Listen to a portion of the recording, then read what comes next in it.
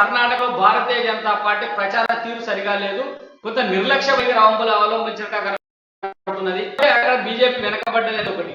తర్వాత 2 సార్లు అధికారంలో ఉన్నది కాబట్టి కొంత యాంటీ ఇన్కంబెన్సీ ఏమైనా ఉండొచ్చు అనేది కూడా మనకు విశ్లేషకుల నుంచి వస్తున్నటువంటి అభిప్రాయం. మీరు ఏమంటారు? నిజంగానే బీజేపీ నిర్లక్ష్యంగా వ్యవహరించిందా?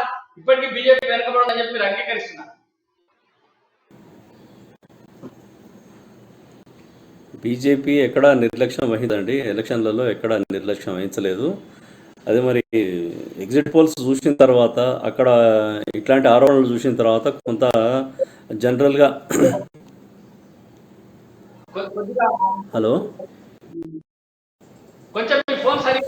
ఏంటి సార్? ఓకే, ఇప్పుడు ఓకేనా?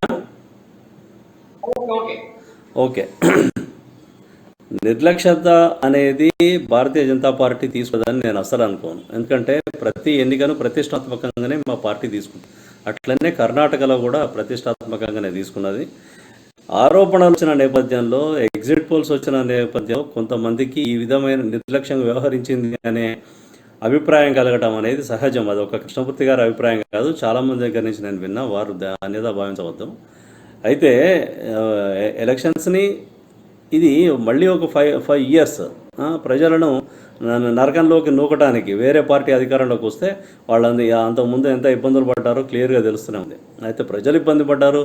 అవినీతికరమైన ప్రభుత్వం అనేది కేవలం ఆరోపణలే తప్ప వాస్తవాలు అయితే కాదు.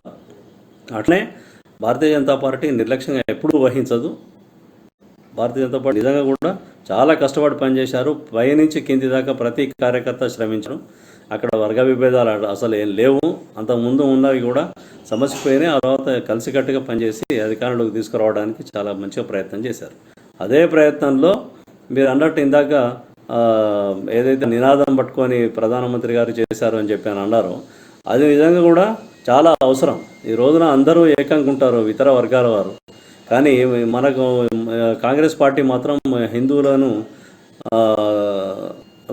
రెచ్చగొట్టి ఇట్లాంటి కార్యక్రమం, ఇట్లాంటి ప్రకటనలు చేసి గందరగోళంలో పడేసి లబ్ధి పొందుదామని చెప్పి ఇతర వర్గాలన్నింటినీ తమ ఓటు బ్యాంకుగా మలుచుకోవడానికి చేసే ఓటు బ్యాంకు కుట్రల లోపల దాన్ని భారతీయ జనతా పార్టీ సమర్థవంతంగా వినియోగించుకున్నదని చెప్పి నేను భావిస్తున్నాను.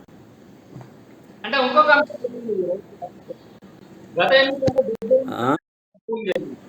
ఈ ఎన్నికల్లో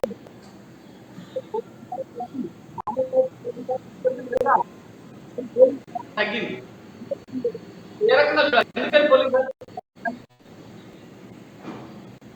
పోలింగ్ ఏంటండి?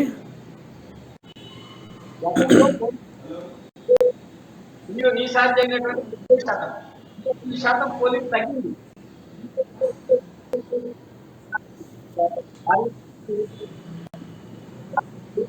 పోలింగ్